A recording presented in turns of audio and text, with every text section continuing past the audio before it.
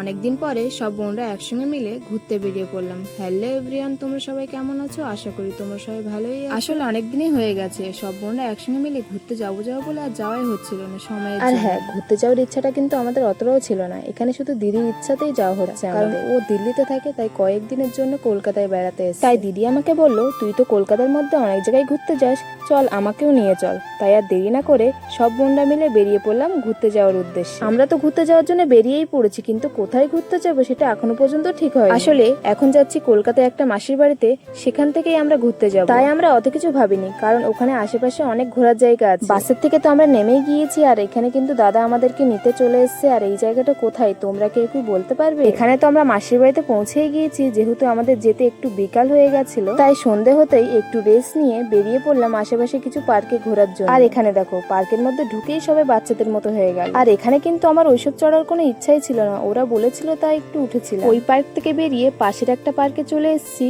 আর এখানে দেখো পদ্মফুল সারি সারি কত সুন্দর লাগছে দেখতে। এখানে তোমরা না আসলে কেউ বুঝতেই পারবে না জায়গাটা কতটা সুন্দর। এখানে শুধু পদ্ম ফুলেই ভর্তি। এখানে আমরা সবাই মিলে ফটো তুলছিলাম, ফটো তোলা হয়ে গেলে চারিপাশে একটু ঘুরে নিচ্ছিলাম। ঘোরা হয়ে গেলে এখানে মায়ের দর্শন করে বেরিয়ে পড়লাম। দেখা হচ্ছে পরের ভিডিওতে আমরা কোথায় ঘুরতে যাচ্ছি সেটা নিয়ে। সবাই ভালো থেকো, রাধে রাধে।